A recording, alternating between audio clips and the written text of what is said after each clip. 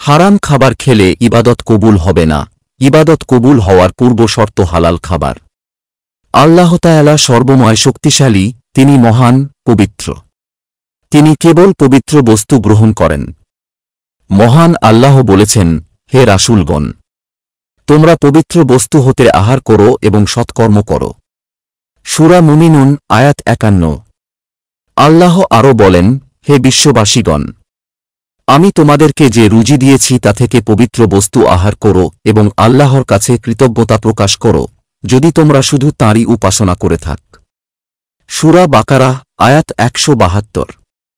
রাসূলুল্লাহ সাল্লাল্লাহু আলাইহি ওয়াসাল্লাম সেইসব লোকের কথা উল্লেখ করে বললেন, যে এলোমেলো চুলে, ধুলামলিন পায়ে সুদীর্ঘ সফরে থেকে আকাশ পানে দুহাত তুলে ইয়া রব, ইয়া রব্ব বলে দোয়া করে, অথচ তার খাবার হারাম, তার পানীয় হারাম, তার পোশাক পরিচ্ছদ হারাম এবং হারাম বস্তু দিয়েই তার শরীর পুষ্ট হয়েছে।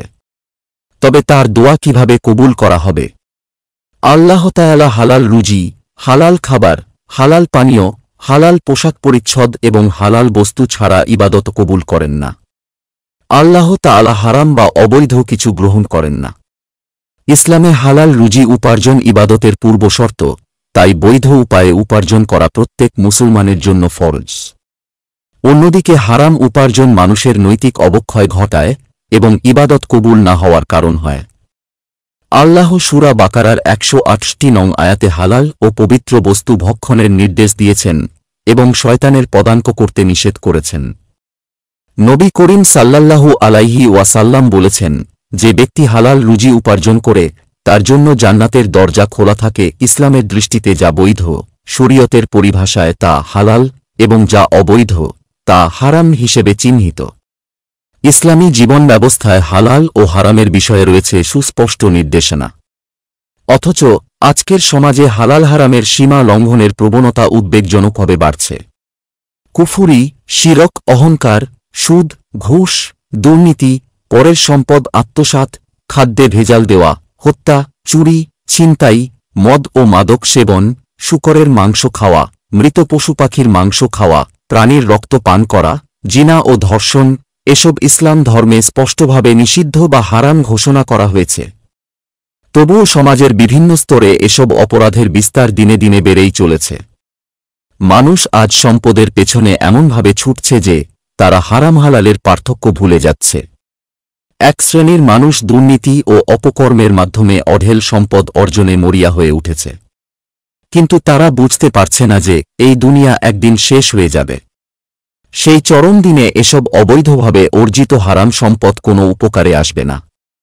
ইসলামে যেসব বস্তু স্পষ্টভাবে হারাম, সুদ, ঘুষ ও চুরি, পরের সম্পদ আত্মসাৎ, খাদ্যে ভেজাল, মদ, গাঁজা, হেরোইন, ইয়াবা, বিষ, সিগারেট পান করা অপচয়, স্বাস্থ্যের জন্য ক্ষতিকর, হারামের দিকে ধাবিত করে। শূকরের মাংস, রক্ত, মৃত প্রাণীর মাংস। ইসলামী নিয়ম ব্যতীত জবাইকৃত পশুর মাংস পশু জবাইয়ের ক্ষেত্রেও শরীয়তের নিয়ম মেনে জবাই না করলে সেই মাংস হালাল বলে গণ্য হবে না। হারাম খাদ্য গ্রহণ ব্যক্তির মধ্যে নৈতিক দুর্বলতা সৃষ্টি করে, ইবাদতে মনোযোগ নষ্ট করে এবং আল্লাহর রহমত থেকে বঞ্চিত করে। হাদিসে এসেছে, হারাম খাদ্য দ্বারা লালিত শরীরের জায়গা জাহান্নামের উপযুক্ত। হালাল খাবারের বৈশিষ্ট্য। ইসলামী শরীয়ত অনুযায়ী হালাল খাবার হল বিভিন্ন উদ্ভিদ, ফল, শস্য, পবিত্র ও পরিষ্কার। ইসলামী নিয়মে বিসমিল্লাহ আল্লাহু আকবার বলে জবাই করা। ক্ষতিকর নয় এবং নেশাদ্রব্য নয়। অন্যের সম্পদ নয় বা অবৈধ উপায়ে অর্জিত নয়। ইসলামে হালাল উপার্জন শুধু আর্থিক নিরাপত্তা নয়, বরং ইবাদতের কবুল হওয়া, আত্মিক পবিত্রতা এবং পারলৌকিক মুক্তির অন্যতম ভিত্তি। আজ সমাজে সচেতনতা বৃদ্ধি ও আত্মসমালোচনার মাধ্যমে হালাল হারামের পার্থক্য বুঝে চলার প্রয়োজনীয়তা অনেক বেশি।